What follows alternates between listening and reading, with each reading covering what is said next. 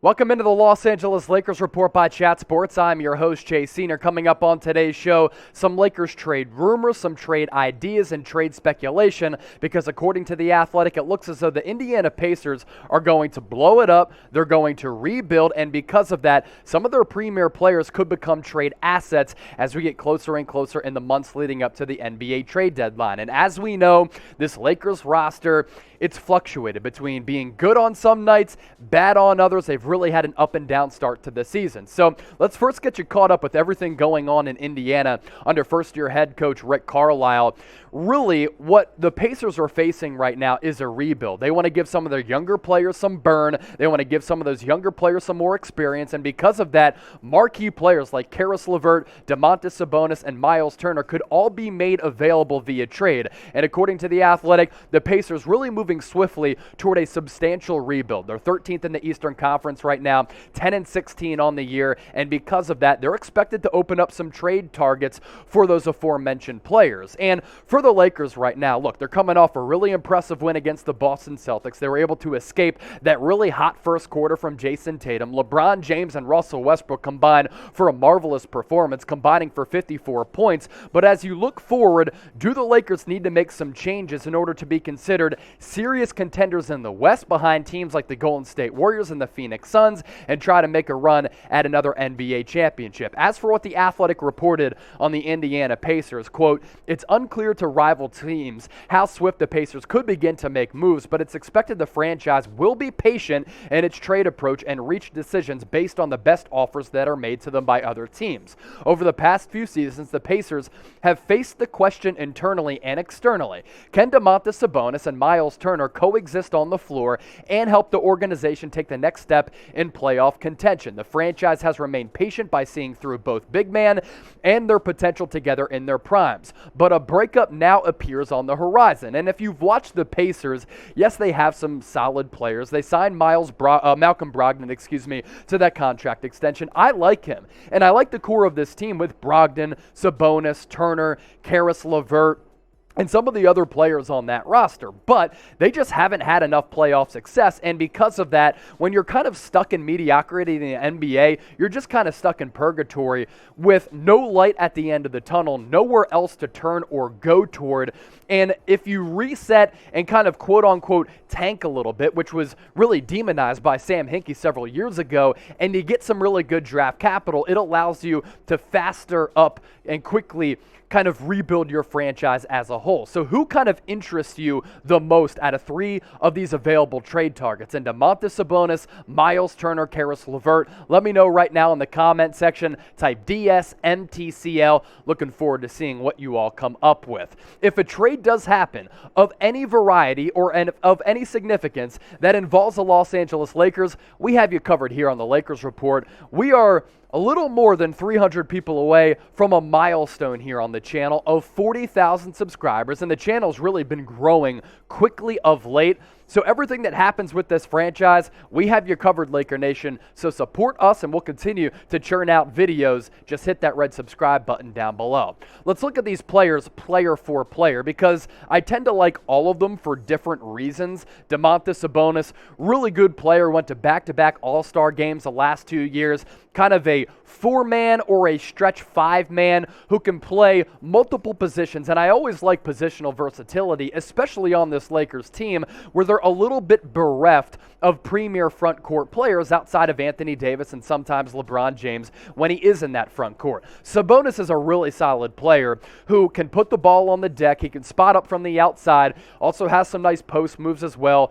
He'll find twine from the elbow, has a nice little baseline jumper, and his development has been impressive over the last couple of years. His numbers are down this year, but I think that's a byproduct, of just some of the deficiencies on the Pacers roster, but he's still in a down season, averaging around 18 per. He's shooting around 57% from the deck, 12 rebounds per game. The three-point percentage has gone down, but I do think that he'd be energized by a change of scenery, and maybe that number could go up, especially if he's playing alongside a guy like LeBron James or Anthony Davis. As for Myles Turner, I might be the biggest fan of him considering what the Lakers need. Dwight Howard is solid coming off the bench. I think DeAndre Jordan is washed at this point, and he's been picked apart on both ends of the floor. Really, he just has a singular game at this point because he's not a modern-day big man. He cannot shoot it. Myles Turner is the exact opposite. He's an excellent defender.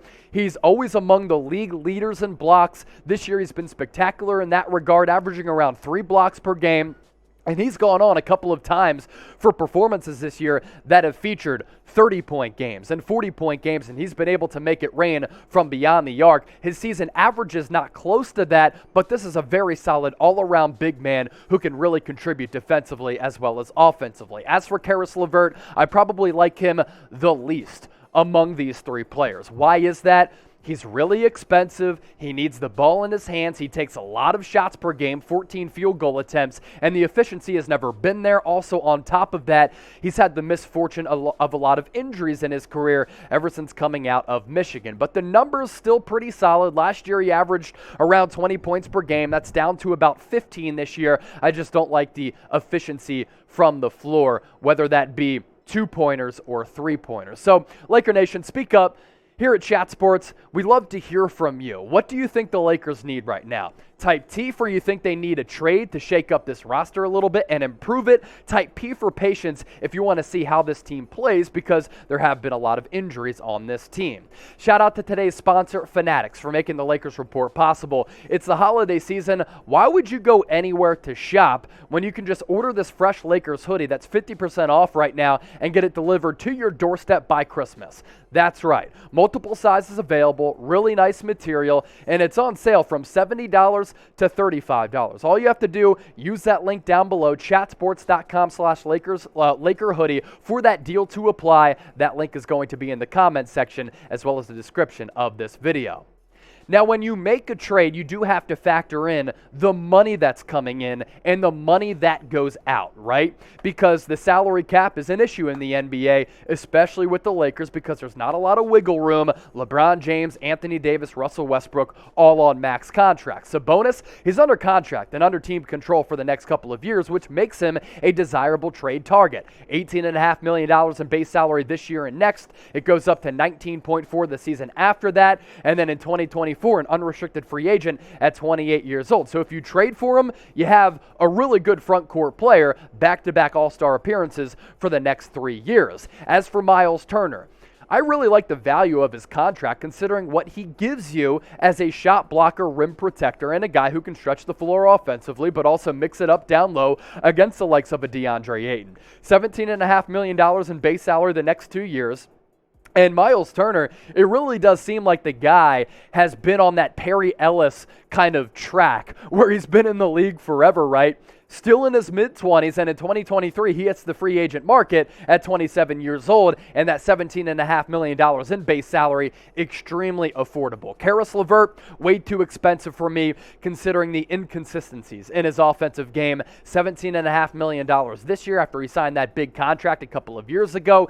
It blossoms up to 18.7 in 2022, and then he becomes an unrestricted free agent as well in 2023 at the age of 29 years old. So if the Lakers were to trade for any 3 of these guys or take in a fat contract from any player across the NBA, right now these are really their marquee trade assets. Russell Westbrook, really exorbitant salary, monster deal at $44.2 million per season. Talen Horton-Tucker, somewhat affordable, but if you want to bring in one of those players, you might have to combine the contracts of a couple of guys, and THT could be one of those people. Kendrick Nunn at $5 million cannot be traded like Talen Horton-Tucker until that December 15th deadline, when people who sign deals during NBA free agency are made eligible via trade. I do have to give a shout out, and I have to give some credit to Russell Westbrook. I have talked about some trade ideas with Russ here on the channel. I've talked about him just playing an inconsistent, maddening, and reckless style of basketball because he's been doing that really his entire career.